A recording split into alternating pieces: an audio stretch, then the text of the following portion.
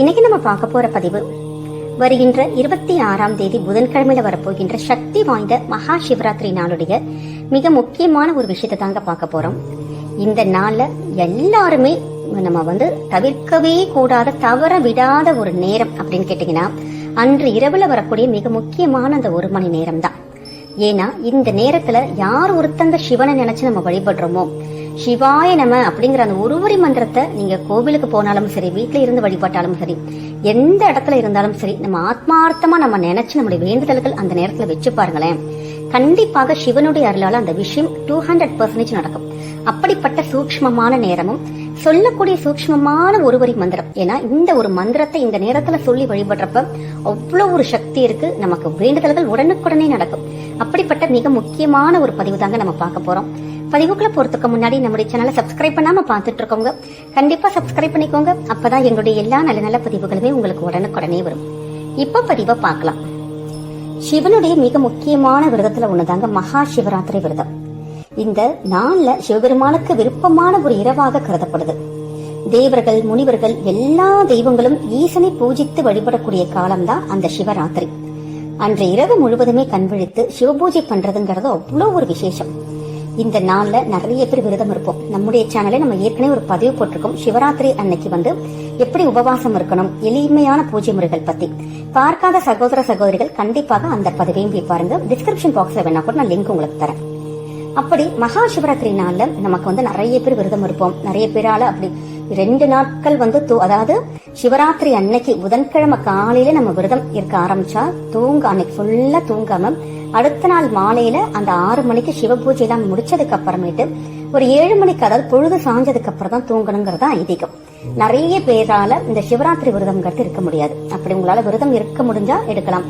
அப்படி எங்களால முடியல பட்சத்துல நம்ம சொல்லக்கூடிய மிக முக்கியமான சூக்ஷ்மமான நேரத்திலேயாச்சும் நம்ம தூங்காம கண்விழிச்சு நம்ம சொல்லுகின்ற சின்னதான ஒரு விஷயத்த மட்டும் செஞ்சாலே போதுங்க. நிச்சயமாக அந்த கண்விழித்த பலனும் சிவனுடைய அருளும் நம்ம நினைச்ச காரியத்துல கண்டிப்பாக மிகப்பெரிய அளவுல வெற்றி கிடைக்கும். மாசி மாதத்துல வரக்கூடிய இந்த தேய்பிரை சதுர்த்தி நாள்ல தான் சிவபெருமான் பார்வதி தேவியை திருமணம் செய்து கொண்ட நாளாக மகா சிவராத்திரி இருக்கு அப்படின்னு சொல்லிட்டு நிறைய புராணங்கள் சொல்லுது. இந்த நாள்ல சிவபெருமானுக்கும் சரி, பார்வதி தேவிக்கும் சிறப்பான பூஜைகள் நமக்கு எல்லா கோவிலையும், சின்னதான ஒரு கோவிலா இருந்தா கூட சிவராத்திரி பூஜை கண்டிப்பா நடக்கும். அதுவும் குறிப்பாக அந்த 4 கால பூஜைகள்ங்கிறது நடக்கும். அப்படி நடக்கிறப்ப ஒவ்வொரு கால பூஜை 3 மணி நேரம் வச்சுக்குவாங்க. ஒவ்வொரு கோவில் உங்க வீட்டு பக்கத்துல அந்த கோவில்ல, ஏன்னா முந்தின நாளே நமக்கு பிரதோஷ தினமா இருக்கு செவ்வாய்க்கிழமை. அப்படி செவ்வாய்க்கிழமை உங்களுக்கு கோவிலுக்கு போக முடிஞ்சவங்க அப்ப போய் எப்ப அந்த முதல் அந்த காலத்துடைய அந்த பூஜைகளானது எப்ப ஆரம்பிக்குது அப்படின்னு கேட்டுட்டு இந்த கரெக்டா 3வது காலம் நம்ம சரியா சொல்ல போனா 11:30 மணிக்கு தான் ஆக்சுவலா ஆரம்பிக்கணும். உங்க வீட்டு பக்கத்துல எந்த கோவில் இருக்கோ சிவன் கோவில், அந்த கோவில்ல என்ன பழக்கம், 11:30 மணிக்கு ஆரம்பிக்கிறாங்களா இல்ல 11:45 ஆரம்பிக்கிறாங்களா, அதற்கு ஏற்ற மாதிரி நீங்க பண்ணிக்கலாம். அப்படி கோவிலுக்கு போக முடியல, அப்படி வீட்டுல தான் இருக்கோம்னா கரெக்டா ஒரு 11:45 இருந்து நீங்க ஒரு 12:15 அந்த ஒரு மணி, அதிகபட்சமா 12:30 மணி அந்த ஒரு நேரம் இருக்கு பாத்தீங்களா, அது ரொம்ப ரொம்ப சூக்ஷ்மமான நேரமா கருதப்படுது. நம்முடைய வாழ்க்கையில நம்ம நினைத்ததை நமக்கு நடத்தி தரக்கூடிய அற்புதமான லிங்கோத்பவ காலம் சொல்லப்படுது. இதுதான் 3வது கால நேரம். ஏன்னா இந்த நேரத்துக்கு அவ்வளவு ஒரு விசேஷங்கள் இருக்கு. சிவபெருமானுடைய அருவுருவ வடிவமான லிங்கோத்பவ வடிவம் உற்பத்தியான அந்த தினம் தான் மகா சிவராத்திரி. அன்றைய நாள்ல 11:30 மணில இருந்து கரெக்டா 1 மணி வரைக்கும் உள்ள காலம் தான் லிங்கோத்பவ காலம். அதனாலதான் சிவராத்திரி அன்னைக்கு இந்த குறிப்பிட்ட காலத்திலேயாச்சும் நம்ம சிவ தரிசனம் பண்ணணும். வாழ்க்கையில் நமக்கு நினைத்தது, வேண்டியது, நம்முடைய கர்மாக்கள் கழியறது, தீவினைகள் நம்மளை விட்டு போறது, நம்முடைய வாழ்க்கையில் நல்ல நம்ம இனி அடுத்த ஒரு லெவலுக்கு போகணும், உத்வேகமா இருக்கணுங்கிறவங்க நிச்சயமாக இந்த இடைப்பட்ட அந்த லிங்கோத்பவ காலத்துல நம்ம சிவராத்திரி அன்னைக்கு வேண்டிக்கிட்டாலே போதுங்க. ஏன்னா திருவண்ணாமலையில பிரம்மாவுக்கும் திருமாலுக்கும் சிவபெருமான் ஒளி வடிவில் காட்சி கொடுத்த நாள் தான் சிவராத்திரி. அப்படி சிவன் விஸ்வரூப தரிசனம் கொடுத்த அந்த காலம் தான் லிங்கோத்பவ காலம்னு சொல்லப்படுது. அதாவது சிவராத்திரி அன்னைக்கு வரக்கூடிய கடைசி 14 நாழிகை, அதாவது 11:30 மணில இருந்து ராத்திரி 1 மணி வரைக்கும் உள்ள காலம் லிங்கோத்பவ காலம். இதை நமக்கு நினைவுபடுத்தும் விதமாக தான் எந்த சிவன் கோவிலாக இருந்தாலும் சரி, சிவலிங்கத்துக்கு பின்னாடி நீங்க பாத்தீங்கன்னா இந்த லிங்கோத்பவருடைய சிலையானது கண்டிப்பாக இருக்கும். சிவனை அந்த நேரத்துல நம்ம வழிபட்டாலே போதும். குறிப்பா நம்முடைய பாவங்கள், கர்ம வினைகள் நிச்சயமா தீருங்க. அதுவும் எல்லாமே நம்முடைய தீவினைகள் எல்லாமே எரிந்து பஸ்மமாகும். வாழ்க்கையில சந்தோஷமாக வாழறதுக்கு ஒரு வழி கிடைக்கும் அப்படின்னா நிச்சயமாக நம்ம தவறவிடக்கூடாத ஒரு நேரம் என்னன்னு கேட்டீங்கன்னா சிவராத்திரியில வரக்கூடிய 3வது காலம் லிங்கோத்பவ காலம்னு சொல்லுவாங்க. ஏன்னா அவ்வளவு ஒரு ஸ்பெஷல் டைம், ஒரு அருமையான ஒரு நேரம். இந்த ஒரு நேரத்துலதான் சிவபெருமான் சிவலிங்கத்திலிருந்து திருவுருவம் கொண்டு வெளிப்பட்டு உருவமாக நமக்கு பக்தர்களுக்கு அன்பர்களுக்கு காட்சி அளித்து கொடுத்த அருள் பாலிக்கின்ற நேரம். அதனாலதான் இந்த நேரம் நமக்கு சிவ பூஜை பண்றதுங்கிறது அவ்வளவு ஒரு விசேஷம்.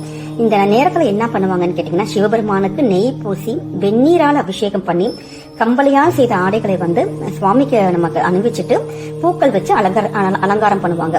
அந்த நெருப்பு சுடரோடு மத்தியில இருக்கக்கூடிய அந்த பெருமாளை பிரம்மனும் திருமாலும் 1000 நாமங்களை சொல்லி அர்ச்சித்தார்களாம். அதை நினைவு கூறும் வகையில தான் அன்றைய நாள், அதாவது நமக்கு லிங்கோத்பவ காலத்துல நமக்கு ருத்ரத்தை ஓதணும் அப்படின்னு சொல்றாங்க. சிவ சகசரநாமத்தை சொல்லலாம். அப்படி நிறைய சிவனுடைய நிறைய விஷயங்கள், ஒருவரி மந்திரங்கள், இது எல்லாமே நம்ம பாராயணம் பண்ணி அந்த நேரத்துல ஓம் நம சிவாயங்கிற அந்த ஒரு மந்திரம் மட்டுமே போதுங்க நமக்கு வாழ்க்கையில. உங்களுக்கு வாழ்க்கையில என்ன வேணுமோ, எந்த விஷயத்துக்காக நீங்க வேண்டி கேட்கறீங்களோ, நம்ம நிறைய வழிபாடுகள் பதிவுல சொல்லியிருக்கோம். ஆனா இந்த ஒரு குறிப்பிட்ட ஒரு நேரத்தை நம்ம வாழ்க்கையில சரியான முறையில நம்ம பயன்படுத்திக்கிட்டாலே போதும், நமக்கு அந்த சிவனுடைய சக்தியானது நமக்குள்ளே அப்படியே ஐக்கியமாயிரும். ஏன்னா வாழ்க்கையில வெற்றி பெறுவதற்கு எப்பயுமே அந்த சிவசக்தி நமக்குள்ள இருக்கக்கூடிய அந்த சிவனுடைய பவர் இருக்கு பாத்தீங்களா, அது நம்மளை உத்வேகமா தூண்டிக்கிட்டே இருக்குங்கிறாங்க. ஏன்னா சிவபெருமானுக்கு சக்தி கொடுப்பதே சக்தி தேவி தான்.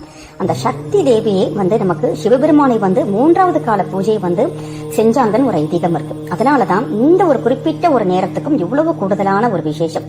அதனால நீங்க இந்த ஒரு நேரம் கரெக்டா ஒரு 11:45 இருந்து 12:30 மணி இந்த ஒரு நேரத்துக்குள்ள உங்களால 5 நிமிஷம் முடியுமோ, 10 நிமிஷம் முடியுமோ, 15 நிமிஷம் முடியுமோ, கோவிலா இருக்கட்டும், வீடா இருக்கட்டும், இல்ல எங்கேயாச்சும் டிராவல் பண்ணிட்டு இருக்கோம், நிறைய பேர் வெளியூருக்கு எங்காவது வேலை நிமித்தமாலாம் போயிட்டு இருக்கோம் பாத்தீங்களா, அப்படி எந்த இடத்துல எங்க இருந்தாலும் சரி, இந்த நேரத்துல மட்டும் நம்ம தூங்காம வீட்டுல இருக்க நம்முடைய குழந்தைகள் கூட இப்ப நேரம் எக்ஸாம் டைம் தான், அவங்களால முடிஞ்சா கூட இந்த அற்புதமான ஒருவரி மந்திரத்தை மட்டும் நீங்க 108 முறை மட்டும் சொல்ல வச்சு பாருங்களேன். ஏன்னா இந்த ஒரு மந்திரம் வாழ்க்கையில இருக்கக்கூடிய எப்படிப்பட்ட கஷ்டங்களையும் தூக்கி நமக்கு துவம்சமாக்கக்கூடிய சிவனுடைய அற்புதமான ஒருவரி மந்திரம். ஏன்னா உங்களுடைய வாழ்க்கையை ஒரு இருட்டுக்குள்ள இருக்கணும், அந்த இருட்டுக்குள்ள இருக்கக்கூடிய நம்முடைய வாழ்க்கையை தூக்கி எடுத்து சிவபெருமான் வெளிச்சத்துக்கு கொண்டு வந்துருவாராம். ஏன்னா அவ்வளவு ஒரு சக்தி வாய்ந்த நேரத்துல சக்தி வாய்ந்த இந்த ஒருவரி மந்திரத்தை சொல்லுங்க. ஓம் நமோ பகவதே ருத்ராய. இந்த அற்புதமான ஒருவரி மந்திரமும் நமக்கு இறைவன் கொடுத்த சூக்ஷ்மமான அந்த லிங்கோத்பவ நேரத்தையும் எக்காரணம் கொண்டும் நீங்க தவறவிடக்கூடாது. நிச்சயமாக இந்த ஒரு நேரத்தை சரியான முறையில் நம்ம பயன்படுத்தி நம்முடைய வாழ்க்கையில அடுத்த கட்ட ஒரு லெவலுக்கு வாழ்க்கையில இருக்க கஷ்டங்கள் எல்லாம் நீங்கி முன்னுக்கு வருவதற்கு கடவுளே நமக்கு கொடுத்த ஒரு வழியா நினைச்சு இந்த ஒரு நேரத்தை பயன்படுத்திக்கணும். அதனால மகா சிவராத்திரி அன்னைக்கு இந்த ஒரு நேரத்துல இப்படி ஒரு சின்னதான ஒரு பூஜை வழிபாடுகள், சின்ன ஒரு மந்திரம் சொல்லி பாருங்க. வாழ்க்கையில என்னைக்குமே சிவனுடைய அருளால வெற்றி மட்டும் தாங்க கிடைக்கும். இந்த ஒரு பதிவு கண்டிப்பா உங்க எல்லாருக்குமே பிடிச்சிருக்கும் நினைக்கிறோம். பிடிச்சிருந்தா ஃப்ரெண்ட்ஸ் அண்ட் ஃபேமிலி மெம்பர்ஸ்க்கு ஷேர் பண்ணுங்க, அவங்களும் இதை பார்த்து பயன்பெறட்டும். நம்முடைய சேனலை சப்ஸ்கிரைப் பண்ணி உங்களுடைய ஆதரவுகள், சப்போர்ட்டுகள் எங்களுக்கு கொடுங்க.